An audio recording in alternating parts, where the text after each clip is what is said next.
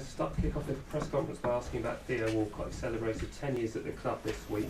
But what can you remember about his first few days when he arrived here as a 16-year-old? I was a little boy who discovered the world, and in the same year he discovered the World Cup as well. And 10 years later he's the father of a young boy now, has a family, and he's well established in life. And overall I believe that he has gone through fantastic periods in his life and through disappointing periods. One of them when you go so early to the World Cup, since he has not been, you know. So I hope he missed one in South Africa because he was not selected, and one through injury in Brazil. So I hope he will be part in the next one. But overall, I think as well he has moved forward. He's very responsible, very focused, very hard-working, and he has learned his job, and today he has become an important player in our squad. And he has qualities that are very difficult to find, because he has the intelligence of the movement, the intelligence of the timing of the movement, and in modern football you do not find many players who have that. Massive game against Chelsea on Sunday. Could you give us the latest team news, please? Look, compared to last week, we have no big problems for the squad who was available against Stoke. The good news is that Özil certainly will be available, and Sanchez has the next 2 days will be decisive, but I think this time will make it to be available for selection. And the likes of Danny Welbeck, Francis Coquelin, they're getting nearer. Coquelin is back in full training today. He's ahead of schedule. Welbeck will be in full training next week. So that are positive news. Rosicky, I think, will play tomorrow night with the under-21. So we have a few players coming back because we go into a very important period now, and to have people available is important for us. And just lastly from me, big game against Chelsea on Sunday. Is this one of those real flagpole moments in the season where you feel that the team can really make a significant statement? Yes, it's another game where people look at us and see how we behave. Because even if Chelsea is not in the best position, you know that you look at their squad. It's a big game because of the quality of the players on the pitch, and it has a big importance to us as well, because we have we play at the Emirates, and we know how important it will be to win these games. Arsene, do you still consider Chelsea to be direct rivals? They're not in this title race, which is an unusual dynamic. They are not in this title race, no, but they are direct rivals because of the quality of their team, and I think this season is exceptional circumstances for them, and they will be back, and I consider them as direct rivals. What would you have said if we told you at the start of the season that when you meet for the second time in the league that this is where they would be? Would you have believed it? No, I would. Nobody could predict that, but it can happen to anybody. You know, the confidence can go quickly, and for them, the bad luck as well was that this season maybe the league is more difficult than ever for everybody, and once you lack a bit confidence, it can happen to anybody. Gus Hiddink said last week that they're in a relegation battle. I know you said a few weeks ago you couldn't imagine a situation where they went down. Has your view on that changed? No, not at all. I don't think he has gone a bit overboard there, I think, but I don't believe that. He just said it was a reality based on how close they were to the bottom three. That, you know, I think they're 4 points off it now, and you can't take anything for granted. Yes, it is. If you look purely at the mathematics, but the team has too much potential. If they were to go down, or if they at least went towards the end of the season still in it and weren't able to pull away, would that make them specialists in failure? Look, I see where you want to take me, but honestly, I'm not ready to travel. I had to try. On a serious note, what impact does taking Jose Mourinho out of the equation have on the game itself? Does it change the style? Does it change No, the atmosphere? look, honestly, no. I look at the quality of the players on the football pitch, and never had two seats on the bench.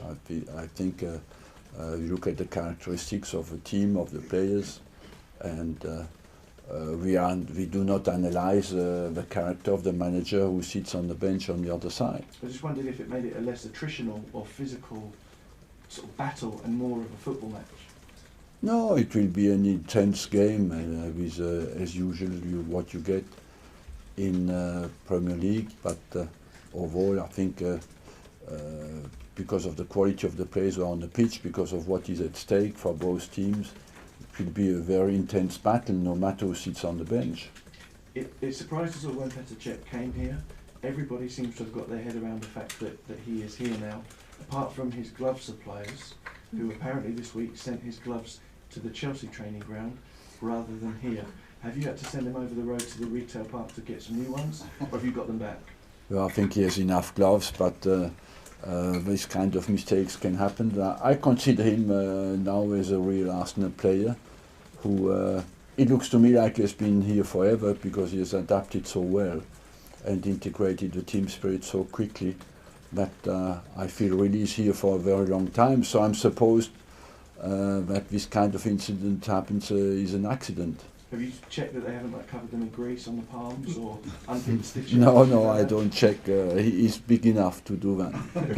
And on a more serious point, in terms of doping, the chief executive of UK anti-doping said yesterday that she would value talks with you on your thoughts on the situation in football. Do you have the time or the desire to meet with her? Would you do that?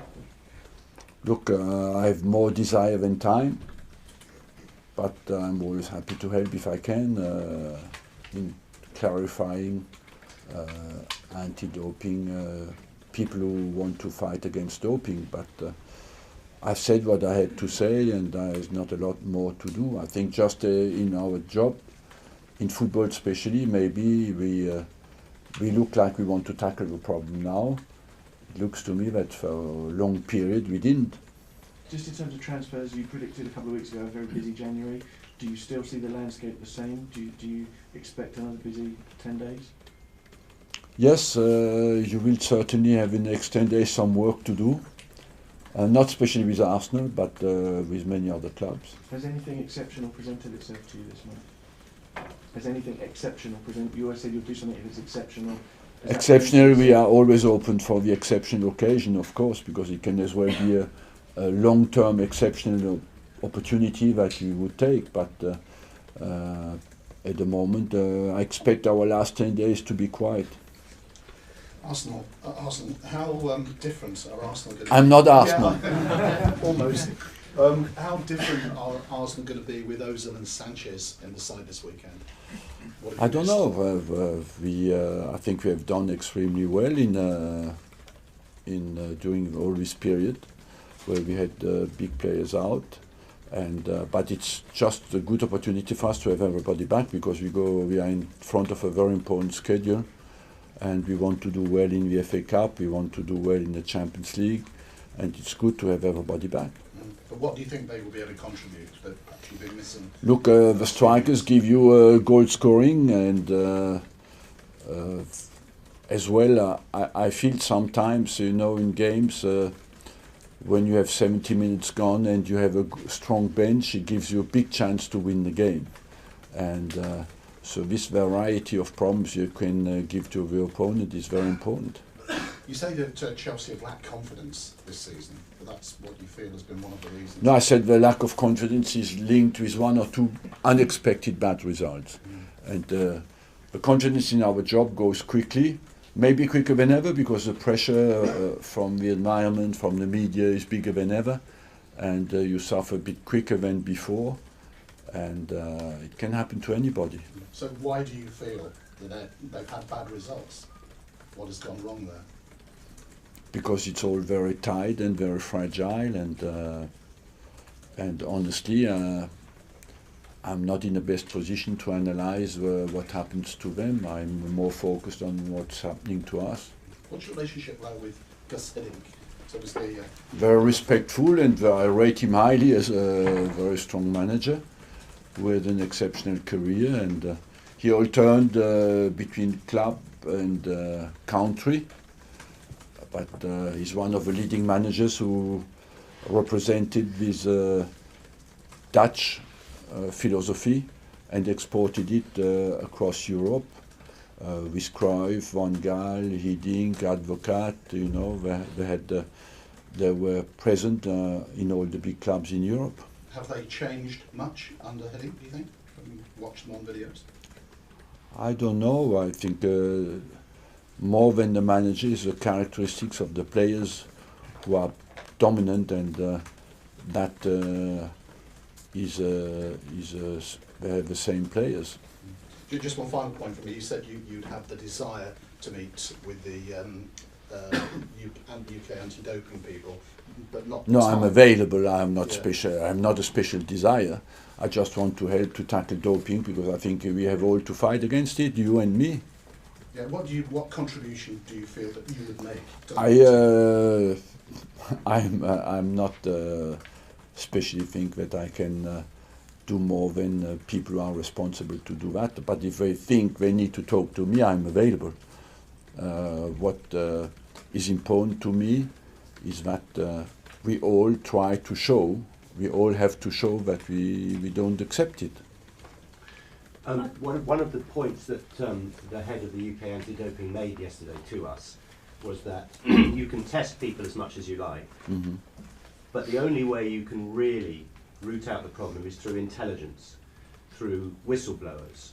Do you think, if any, or rather, if somebody suspected someone within the game of doping, of taking performance-enhancing drugs, what should they do, Arsene? They should warn the guy and the authorities. Look, we have all experienced people who died early because they took wild doping. That means even without any medical assistance. That is even more dangerous. And I think as well it is important that we think all when the guy wins, it is because he is the best, and not because he is taking illegal substances. And on the other hand, it's a health issue as well. It's a justice, sport justice issue and a health issue. I know you've said in the past in an interview with L'Equipe that you've played against teams that you felt were doping. Do you think it goes on at all within the British game? No, You sure? I'm sure that not one club in England is trying to dope his players. I'm absolutely 100% convinced that nobody in England tries to do that as a club. I'm convinced of it. Arsene, very fiery encounter back in September against Chelsea. Things have changed with the manager and so on, but is preparing your players to keep calm and keep a cool head something that you talk about? Yes, we are convinced that our points and our records are certainly linked with our discipline. And on the day we suffered because I think we're a bit unlucky with the decision of the referee. But overall, on a longer distance, I believe we have a very strong record on the discipline front in the Premier League, and we want to maintain it. People are talking as well, final question from me, people are talking about the way that on occasions you've said you didn't feel that you played at your best as a team, but that you've dug in. Is that something that is different? Do you feel that's different this season and that's why you're in the position you are? We have certainly improved our battling potential through big solidarity, through great togetherness, and as well because we are ambitious and because we have more experience than in the past in the team. And one of the advantages to have experienced players, they know, the experienced players, that sometimes it's just about battling and not always only about playing well. Thank you. Arsene, just to clarify on Sanchez, what's the doubt? Is he going to have a fitness test, presumably, before the game? The doubt is that he has been out for a long time, and it is to rate the risk of a setback if you try to go too early, you know. And so there is clear on all the tests is one thing. After it's clear on training is another thing, and after the intensity of a game, of a big game, you can never repeat in a training session, but you can make sure after a certain period of time that the risk is very minimal. Are you kind of especially mindful after what happened at Norwich that all the tests said he was fine before that game and then he pulled up?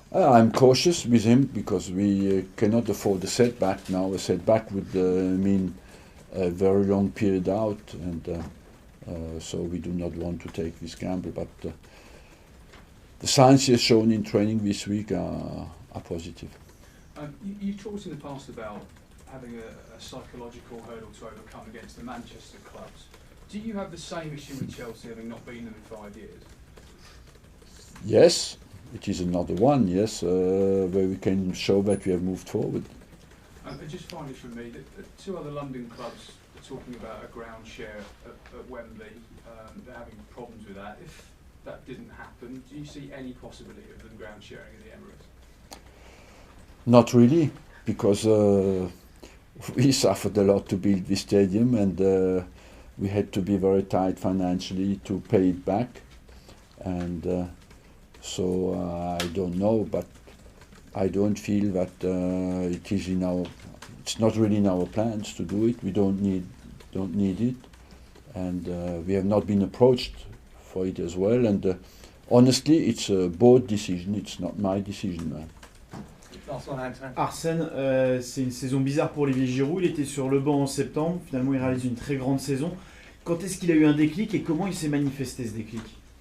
Bah, le déclic, c'est pour un attaquant, c'est toujours de marquer des buts, et puis c'est d'avoir la confiance de l'entraîneur. Ceci dit, il a été sur le banc, mais il n'avait jamais perdu ma confiance. Mon problème, c'est de sélectionner, de prendre des décisions. Parfois, elles sont en sa faveur, parfois, elles sont en sa défaveur. C'est pas forcément quand le joueur ne joue pas que vous n'avez pas confiance en lui, mais il y a des périodes très courtes dans la vie où vous pouvez privilégier un autre joueur.